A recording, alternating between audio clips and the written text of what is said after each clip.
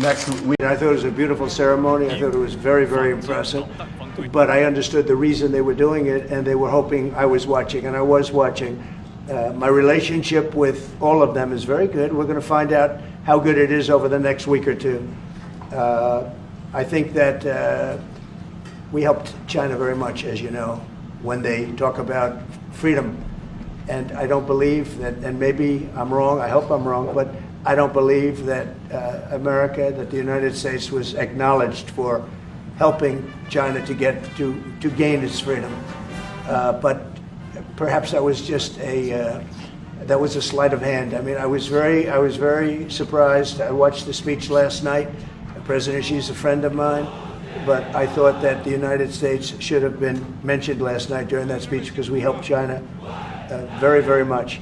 We have a number of executive orders for your attention, sir. Okay. From 1789 until 1947, our nation won some of its greatest military victories under the direction of a Secretary of War operating within a Department of War. Today, with this executive order, you will authorize the current Secretary of Defense and the current Department of Defense to once again embrace this great lineage and once again be named the Secretary of War and the Department of War.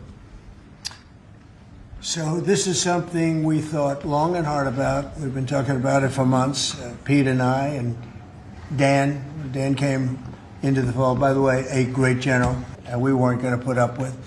So great job, Dan. And we've been talking about this Department of War. So we won the First World War. We won the Second World War. We won everything before that and in between. And then we decided to go woke, and we changed the name to Department of Defense. So we're going Department of War. And I'd like to ask our Secretary of War to say a few words. Pete Hegseth. I think it's a much more appropriate name, especially in light of where the world is right now. We have the strongest military in the world. We have the greatest equipment in the world. We have the greatest manufacturers of equipment by far. There's nobody to even compete. And you see that with this and so many other things. The Patriots are the best. Every element of the military, we make the best by far. So, Pete, I'd like to ask you and maybe Dan Raisin-Cane to say a few words, please. Mr. President, thank you. After winning a war for independence in 1789, George Washington established the War Department, and Henry Knox was his first Secretary of War. And this country won every major war after that, to include World War I and World War II. Total victory, Mr. President, as you said. Then 150 years after that, we changed the name after World War II from the Department of War to the Department of Defense in 1947. And as you pointed out, Mr. President, we haven't won a major war since, and that's not to disparage our warfighters, whether it's the Korean War, or the Vietnam War, or our generation of Iraq and Afghanistan. That's to recognize that this name change is not just about renaming, it's about restoring. Words matter. It's restoring, as you've guided us to, Mr. President, restoring the warrior ethos, restoring victory and clarity as an end state, restoring intentionality to the use of force.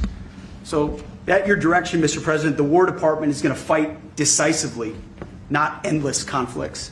It's going to fight to win, not to lose. We're going to go on offense, not just on defense. Maximum lethality, not tepid legality.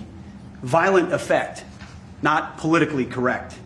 We're going to raise up warriors, not just defenders. So this War Department, Mr. President, just like America, is back. Thank you for your leadership and your clarity. We're going to set the tone for this country. America first, peace through strength, brought to you by the War Department. We're back. All right, thank you very much. Very well stated. And really, it has to do with winning. We should have won every war. We could have won every war, but we really chose to be very politically correct or wokey, and we just fight forever. And then we win, we wouldn't lose, really. We just fight to sort of tie. We never wanted to win. The real reason behind Trump's renaming of the Pentagon. Officially, Donald Trump said he wanted to rename the Department of Defense back to the Department of War because it was honest, traditional, and reflected America's strength. But Aides, Pentagon insiders, and political analysts pointed to another, more personal driver: Xi Jinping's parade envy. For years, Trump had grumbled that America never shows off its military the way China does. After watching clips of Beijing's massive National Day spectacle in 2019, missile brigades, 15,000 troops, jets roaring overhead, he told advisors, "That's the parade I want." When his own 2025 Army Anniversary Parade finally rolled out, Trump was thrilled, but also conscious of comparisons. Xi had gotten there first. To Trump, China's parade symbolized not just power, but narrative dominance. Beijing defined the stage.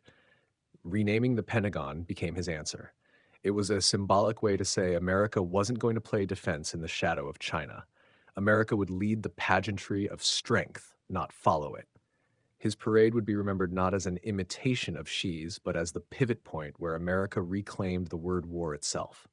As one former aide put it, open quote, "Trump didn't just want tanks on the streets. He wanted language that scared people. Xi had the missiles, but Trump would have the words." Close quote.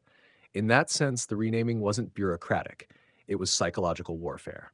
By scrapping defense, Trump tried to erase the image of America reacting to threats and instead recast the U.S. as the world's unmatched aggressor, the nation that finishes wars. The real reason then wasn't tradition, it wasn't policy, it was rivalry. Trump's way of outdoing Xi not only in the streets of Washington, but in the dictionary of power. China is bigger than the U.S. economy, properly measured. That's not a myth, that's a reality. China is far bigger in industrial capacity. China is ahead of the United States on many technologies, and notably technologies that the world really needs right now. It will dominate electric vehicles for 20 years to come. It will absolutely dominate solar power production, of which it has essentially no rivals in the world. It will dominate zero emission ocean shipping, something of interest to Greece and interest to the world, because it makes the ships. The United States doesn't make the ships. Europe doesn't make the ships, except in much, much smaller numbers. And you could go down a long list of technologies like this.